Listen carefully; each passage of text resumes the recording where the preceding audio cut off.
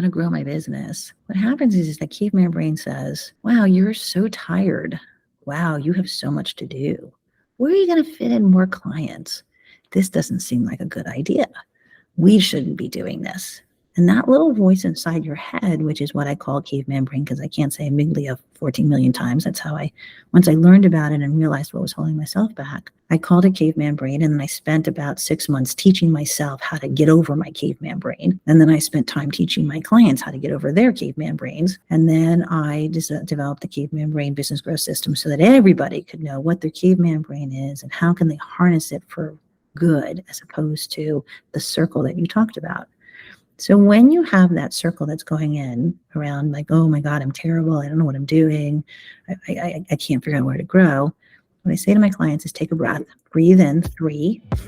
This is Get Unstuck Podcast, a podcast for entrepreneurs who prioritize their life first, business second. I'm Mudita Tanmuk, your host, who dedicates my life to designing and building a business that supports lifestyle. We will learn together from entrepreneurs around the world how they overcome their life challenges, their business obstacles, and yet still get unstuck from the hamster wheel of burying themselves into their business. Because time is the number one commodity in the world that you cannot get back once it's gone. So let's shorten the learning curve and see how can we prioritize better. Let's get unstuck. Hi, Get Unstuck Nation.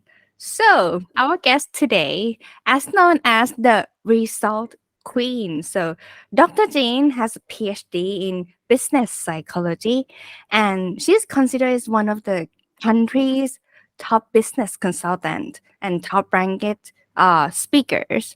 Also, she is a performance business coach as well. She is an author of Give Up Goals and Results Are Yours. So today, definitely, we're not going to talk about setting the goals, but we will talking about getting results. So please welcome Dr. Jane to Get Unstuck podcast today. Hi, Dr. Jane.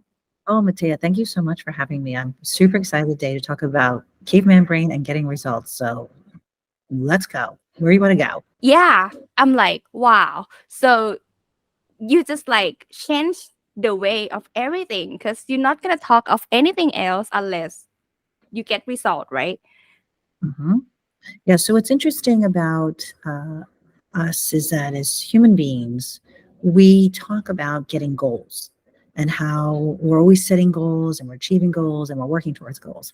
However, there's research that shows that majority of people, don't set goals, and when they do, they often don't achieve them. And if you think about the time when we were cave people, we didn't go, oh, I think I'd like to set a goal today because I'd like to eat. That should be my goal of eating. We needed to get results in order to survive. Like I need to go kill off the woolly mammal. I have to go find some berries because if I don't eat today, I'm going to be hungry and I won't be able to survive. So results are actually what we are hardwired for in our brains. We're not hardwired for goals. And once I find from my clients, when they show up, they say to me, I've been trying forever to achieve this goal. I'm like, that's great. Let's talk about what the result is that you're looking for.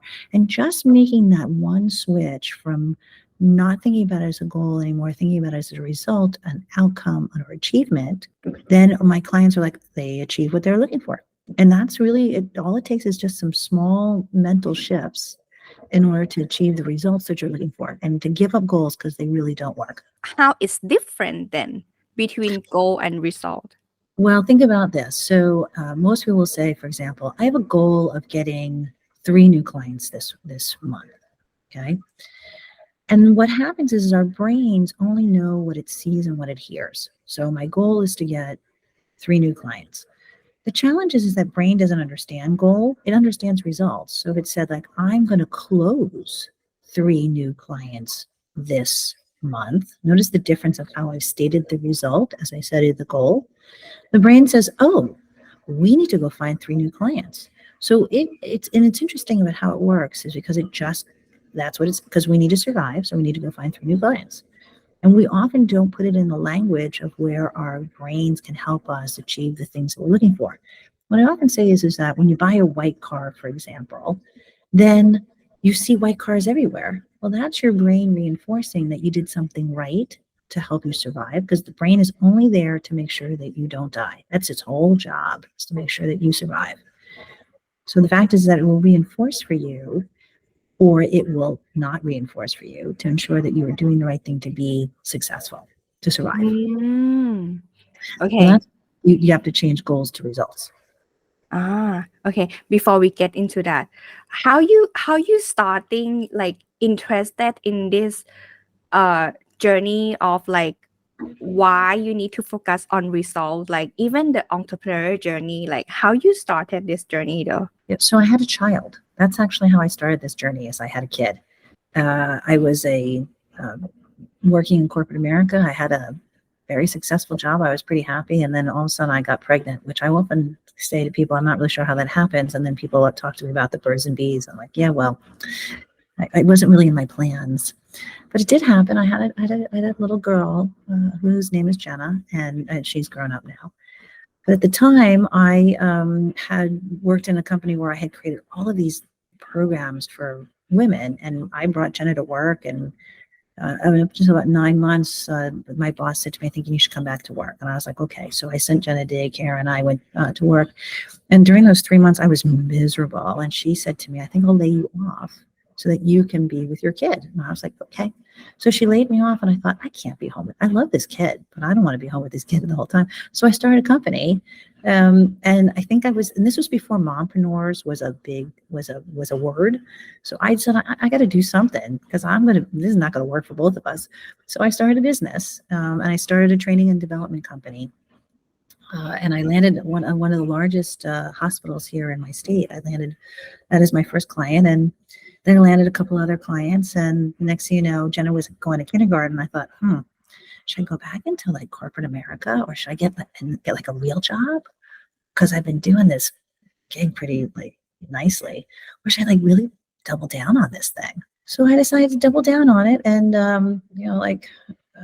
let's see, Jenna's 24, so I've been in business 23 years. I started the company when she was a year old. So when she was 6, do the math, 17 years later, I keep running a pretty successfully big business. So yeah, it was all about my kid.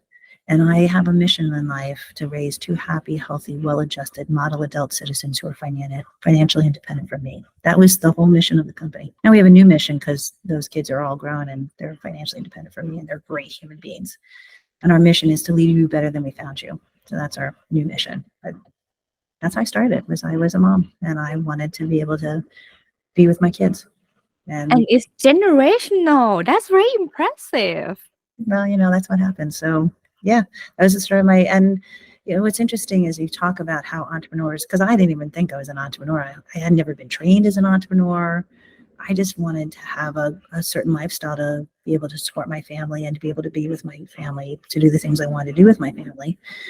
But there's a point in your entrepreneurial journey where you say, wow, should I really do more? What if I really want from this thing? So you get in, and it's very E-methy, where you do these things, and then next thing you know, you're growing, and then you think to yourself, how did I get here? Like, what? Wait. And for women, that's when imposter syndrome shows up. So, and not necessarily more for men, but men do have it, but it does happen that you get imposter syndrome, and you think, well, people are going to find out I really don't know what the heck I'm doing. And then you spend some time learning and growing, and you double down, and the next thing you know, you say, I want this. And then you go out and achieve it, because you're an entrepreneur. And that's how I've grown my company. And there are places along the way where you get stuck, and you got to figure it out. That works. That's my journey. But going back when you just started though, what is the thing that like you just decided to start a company and it's success right away? I did decide to start a company. It's really funny. I did decide to start a company. And I had a friend who had started a very similar company to mine about 6 months ahead. I always believe, as entrepreneurs, we need to find out what other people have done successfully or not. And I called him and said to him, I'm starting the same business as you, pretty roughly. What advice would you give me? And he said, I would hire a coach. He said, that was the thing. He said, I've been stumbling around for like the last 3 months, or at least the first 3 months I stumbled around. But when I hired a coach, it really helped me go where I needed to go. And I said, well, that's interesting. And the second thing he told me is that you got to focus on sales. And most people who are entrepreneurs really focus on delivering the service. He said to me, you really have to focus on getting the business. And that's the thing that people hate doing as entrepreneurs because they don't want to come across as pushy, salesy, or aggressive. However, if you don't get business, you can't live. There's no money, right? So the fact is that while you might be really good at the service part, you got to be able to find clients. And those are the two pieces of advice that I actually continue to use in my 23 years later, is that it's all about finding business. It's all about having a coach, which I do. I've had several different coaches along my journey. And then always making sure that you're delivering great service. And those are really the three tripods of my being successful as my entrepreneurial journey. Is there anything that, like, when you just started, do you think what would be the most, let's say that pain point or something that would hold back for those who like want to start a business, like for your clients, for example, that you see like as a rhythm, or they may be hiring a coach too late or something? Like, is there any stage for that? So in my company, when I was telling this to someone yesterday, when I started my company, I paid my coach before I paid me. Oh. So yeah, I was very committed to having a coach. And my first coach and we spent about a year and a half together. And then I moved on to a different coach, and I spent, I don't know, about 4 or 5 years with that coach. And then I moved on to another coach, and I spent, there's been times where I've spent a little bit of time, and there's been like 6 months, and there's been times where I've, like my current coach I've been with for 7 years. So I've always had a coach in my business, and I've always paid my coach first, because whatever I've invested in my coach, I actually get back as a return on investment. So to me, when I had no money, I would scrape the bottom of the barrel to pay my coach first, and I paid myself second. That's how I've always done it. And then the idea is that also I look at business in how many clients do I need to get the thing I want. So if I want to hire a new employee, how much business do I need to bring in? So it's always about, again, how much sales, how much new business development do I need to do to be more successful? And I look at that in 90-day chunks. So every 90 days, I'm thinking to myself, what do I need to do to grow my business over the next 90 days? And I think if you just stick with that formula, I mean, I chuckle because my mom, when I first started, she was like, you're doing what? What about healthcare? I was like, well, I'll figure it out, kind of thing. I'm in business as a coach and a consultant for 23 years. Most people think that coaches and consultants are people who are just in between jobs. I'm not. I actually have a very successful company. I employ people around the United States and in Canada. And we deliver a really good product that people think really helps them in terms of their business. And sort of like, what more can you say from that? It's a really great life. So that, I'd say, if you're starting a business, go off and do it. But however, get yourself a coach. And if you can't, find someone who will work with you even for free. You have an accountability partner or a mastermind group. I have both, along with my coach. And then start thinking about how you bring in new business, because that is really the two things. And worry about what you're going to deliver in your services afterwards. Most people struggle in new business development. That's how Caveman Brain was formed. So. What about the relationship with the coach? You mentioned about getting a coach, right? But how it's like working with a coach? Mm-hmm. So I'll working with a coach can be a variety of different things, and it depends on the coach that you choose in terms of what the relationship is. So to me, when I first started, I hired a coach who did sales training, who did new business development, because that was the area that I was weakest in. And it's still an area that I continue to grow and learn in, because that is the lifeblood of my business. If I'm not bringing in new business, then I'm not growing. And yet most people focus on leadership, or they focus on time management, or they focus on anything but getting really good at new business development. And the challenge around that is because most of us are taught that we don't want to be the pushy, salesy, aggressive salesperson. But to me, it's like everyone has a gold brick, and you're going out to people and asking, would you like my gold brick? And if you don't, then let me help you find the purple brick or the red brick or whatever you're looking for. I'm happy to help you. I have a gold brick. That's all I have. And if you want it, that's great. Let's have a conversation. If not, then let me help you find the break that you're looking for. And I don't think you can come off as pushy, sales, and aggressive if you're there to help people. And most business owners are not interested in running a charity or a bank. So it's truth, but like, we need to make money. I was just on a coaching call this morning, and my client was talking to me about what's going on in the world and how crazy the world is and how distressing he finds that. And I said, well, what are you going to do about that? Because the reality is that we can worry about what's happening in the world, but what are you going to do? And he said, well, I guess the only thing I can do is make some phone calls and send money. I said, well, then great. Why don't we go out and make more money that then you can send to more people so you can help them? Like, that's what you can do. So sit and worry about the world is, yeah, but what can you do? And that's really, when you think about your business, if you can get more clients, what you can do is you help more people be more successful with your product and your service. How great is that?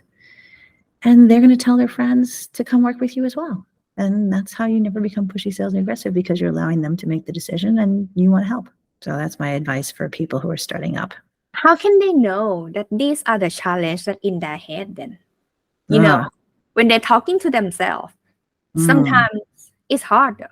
Like you can see that it's like when at times it could happen that you start to think in a circle repeatedly, talking to yourself, why I can't find a way out. So that's Caveman.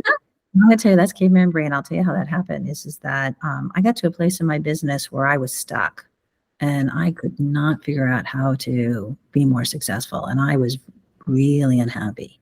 Remember, I told you that one of the things that I do is I hire a coach. Like, that was how I helped myself.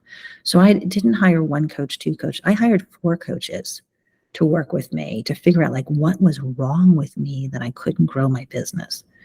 One of those coaches happened to be a Harvard neuroscientist. And in learning about my brain, because it is the least studied organ in our bodies, I learned that my brain was holding me back from being more successful, because our amygdala, which is a very small almond-shaped part of our brain here in the back of our head, it's from our days when we were cave people. That's their job, is to ensure that we don't die. That's our survival system. And you think of like fight, flight, or freeze. Our body, if we're in a sort of an almost car accident, our body will send chemicals automatically to do something. And that's when you drive away and you kind of get that jittery feeling. Those are the after effects of the chemicals. And we don't even know it happens. So if you think about, I want to grow my business, what happens is that Caveman Brain says, wow, you're so tired. Wow, you have so much to do. Where are you going to fit in more clients? This doesn't seem like a good idea. We shouldn't be doing this. And that little voice inside your head, which is what I call Caveman Brain, because I can't say amygdala 14 million times. That's how once I learned about it and realized what was holding myself back, I called it Caveman Brain. And then I spent about 6 months teaching myself how to get over my Caveman Brain. And then I spent time teaching my clients how to get over their Caveman Brains. And then I developed the Caveman Brain business growth system so that everybody could know what their Caveman Brain is and how can they harness it for good, as opposed to the circle that you talked about. So when you have that circle that's going in around like, oh my God, I'm terrible, I don't know what I'm doing, I can't figure out where to grow, what I say to my clients is take a breath, breathe in 3, hold, 5 out. That actually tells your brain to change, something's changing, and then tell your brain whatever it is that you really want to do. Like, I'm going to go find a client and it's going to be okay. And when you tell your brain what you want, remember, your brain only knows what it sees and what it hears, because when we were cave people, it scans the horizon looking for danger. And when it sees something or it hears something, it goes, oh my gosh, what should we do? And if it's fight, flight, or freeze, it will flood your body with chemicals. So when you're saying things like, oh, I'm terrible, I don't know what I'm doing, I'm an imposter, the brain goes, okay, and believes all that. So when you take a breath and say, this is what we're going to do, brain goes, okay, because it doesn't know any better. Think of it as this way. Scary movie, right? We're in the scary movie, watching the scary movie. Next thing you know, the victim's about to die, our heart starts to beat faster, our palms get sweaty. That's not real. Our brains are reacting to a movie, not real. Brain reacts to things that are not real all day long because it's looking for ways to make sure that you survive. You have to tell it what you want. And when you tell it what you want and you keep doing that, do it 3 times a day. I usually do it twice. When I get up in the morning, when I go to bed at night, your brain after, it's interesting. I just read an article that used to be about 45 days it took for a habit. Now it's about 66 days, which I don't know why it takes longer, but it does. The new research says it takes about 66 days for us to form a new habit. So if you say it twice a day for 66 days, at the end of 66 days, you will believe it because your brain will believe it. And then you won't have those voices in your head anymore. I often talk to my caveman brain a lot. Like I'll say, like, so for example, I'm very impatient. And I have this little mantra that I say, in time, on time, everything happens at the right time. And I'll say, okay, in time, on time, everything happens in the right time, right, caveman brain? We're going to just wait till it's the right time because everything will be in time and everything will be on time and it's always going to be the right time. And then I move on. And that's the mantra that I say. So you need to say things to let your brain know that it's going to be okay and kind of just soothe it and calm it down. So it seems like you become a partner with your caveman brain. You do. You actually become a partner with your caveman brain. Yes. Mm-hmm. That's interesting. Like you actually talking to your caveman brain and then figure it out what is the next result you are chasing for. Yeah, absolutely. That's all you have to do is keep. There are times when I talk to my brain, I had to have a what I call a courageous conversation with somebody, and it was 7 days in advance. And I remember, like, I talked to my caveman brain like every day, multiple times a day for 7 days till I got to the conversation. And then once we had the conversation, everything was great, and it was all good at the end. And I kept saying, it's just going to be fine. Don't worry, it's going to be fine. In time, on time, everything happens in the right time. It's all going to be good. We need to have this conversation. Everything will change because of it. It's all going to be good. Yeah. Well, we don't talk to our caveman brains because we don't even realize we have them. We know we have this voice that makes us a little crazy. But if you talk to it, it will give you what you want. And once you know that, then it makes everything better. So how can we keep that in motion? I think that's going to be hard. That it's like having a demon and also an angel on the right and the left shoulder on the time, and you like, don't you feel like cheating sometimes? Rita, did you hear your caveman brain speak? You did not hear your caveman speak. And I'm going to show it to you. You said, ready? That's going to be really hard. You said that. That would be really hard. So when you say to your when you said that out loud, your brain heard, that's going to be really hard. So it has to be hard. We need to make it hard because it's going to be really, because that's what we heard. So we say these things without even realizing it. I heard it, you didn't. So the first part is to really hear about, like, what are you saying? When you say it's going to be really hard, well, then your brain's going to make it hard, and then you're going to fail, and then you're not going to want to do it. But if you said, this is when it came from one of my coaches. He said, imagine if it was easy.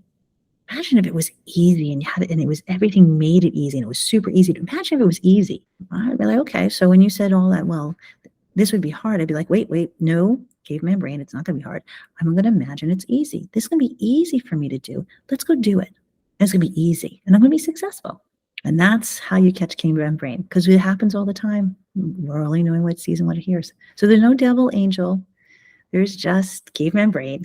And if you talk to it and listen to what you say really carefully, and the first step in learning about your caveman brain is awareness. And you have to really think about how you talk. And caveman brain comes from 4 places. It comes from your parents, from your childhood, from your culture, and your life experiences.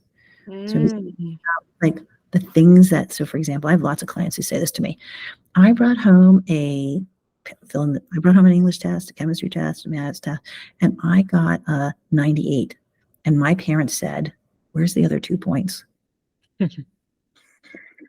And as adults, we're always looking for the other 2 points. And I say to them, wow, imagine if you just got a 98 in life. Like, if you got a 98, wouldn't you think that you were doing awesome as a human being? And they're like, yeah. I'm like, well, then let's not deal with the other 2 points. Let's focus on the 98, because the 98 is pretty freaking good, right? But we have parents who said that to us. For me, I'm Protestant. I grew up with the Protestant work ethic, as I call it. Idle hands, devil's work. So if you are not always doing something productive, you are going to be in trouble. But the challenge is that we need to rest and recover sometimes. and we need to go on vacation. But in my culture, that's looked at as like, that's not something you do. So it took me a long time to get over that because I need to rest and recover and have vacation. And I don't need my family going, what are you doing? Why aren't you doing anything? You shouldn't be resting. You should be working.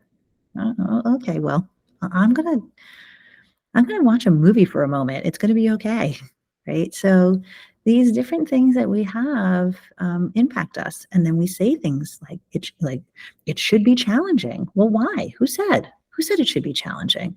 As an adult, why can't it be easy? Wouldn't we like to do things that are easy and make us money? So it's just a different way of thinking about things. So that's yeah, it's just all about making your caveman brain your partner. Interesting. I'm just thinking along. Yeah, that's Yeah. fun. Because I'm just like having a moment like, oh. I'm sure your listeners are too. They're like, huh, what? It's just one of the reasons why we've been doing this podcasting, because we want everyone to know about caveman brain, because we want everyone to be successful. And if you're not being successful, it really has to do with your caveman brain holding you back, just like I learned from the Harvard neuroscientist. So once you know that, then you can use it to propel yourself forward, which, like, stop making everything hard, make it super easy. Like, you don't have to be pushy, salesy, and aggressive to find clients. You just have to say to them, how can I help you? And be genuine about it. If you really want to grow a really large company, then great. What does that look like? I mean, I just had a conversation with another client this morning, and I said to her, you've got another 20 years in this business. I got some ideas about how to make this business grow. And she was like, oh my God, I can't do that right now. I'm like, no, I didn't say now. But over the next 10 years, because we got 20 years in this business together, over the next 10 years, we work for this. And she's like, oh, okay. Well, her caveman brain first reaction is, we can't do that now. No, of course not, caveman brain. No reason to protect us. We're okay. We're going to plan it over 10 years. And then imagine if we have a 10-year success. She was like, I really want to do that. Awesome. So caveman shows up everywhere. You just got to be aware of it. Wow. Can you repeat the 4 things that could affect the caveman brain again? Caveman brain comes from 4 places. It comes from your parents. So think about the test. It comes from your childhood. So, for example, we had a client who was teased a lot as a child. And when she went to go network and she went into a large room, she would freeze up because she was afraid that people would tease her. And I said to her, well, I think that people at networking groups are not interested in teasing you. They're interested in giving you their business card and hopefully to get business from you and you to get business from them. And so we had to work through that because of what she had experienced in her childhood. And then, so parents, childhood, culture. I gave you the story about my Protestant work ethic. And then life experiences. We had a client who told us this story. I'm so sad about this story, but he was in high school and he had played the clarinet because his parents made him play the clarinet forever. And he decided to give up the clarinet and go out for the baseball team where all of his friends were hanging out. Well, he didn't realize he was such a good athlete, and he ended up becoming the first baseman, I guess. And his best friend used to have that position, so he took the position from his best friend. He didn't really realize it. But when he started to realize that his friends were really angry with him, he started to play not as well as he could have. And eventually he was replaced by the coach with his best friend. But by the time that had happened, his best friend was no longer his best friend. And what he learned from that experience, and he came to us, he was a 50-year-old man. What he learned from that experience is that he shouldn't shine he shouldn't show his talents. He shouldn't be better than everybody else in the room. He should really keep his talents underneath the rest of the people. Like, they should let other people shine. And he had been doing his whole career that way because he didn't want to lose friends, because he was afraid that if he actually showed what he was capable of doing, people wouldn't like him. So imagine as a life experience. So parents, childhood, culture, life experience. Anything that you are having a challenge about in terms of caveman brain, it comes from one of those areas. When you figure that out, then you can change it. We call it throwing the baggage off the train and getting new baggage. Yeah. I just learned a word, assertive, today. Yeah, nice word. Yeah. From my counselor. I just had a counseling session today, and my counselor just gave me a word, assertive. So yeah. Assertive is a great word, and especially for women, because we think we come off as aggressive. Assertive is a wonderful word because it allows you to be confident and but you don't have to be over the top. And if you're more assertive, you will actually get what you want. So wear assertive proudly. It was funny. I was having this conversation again this morning with another client, and we talked about being confident. And Deion Sanders has this Instagram reel. It says, "I'm confident." And the reason why you don't like it is because you're insecure. So so don't let my confidence impact your insecurities. Which I thought was really interesting. That's what happens. Be you, be fabulous. And if people don't like it, then find people who do. And that's okay, because at the end of the day, we're pack people. Caveman lived in packs.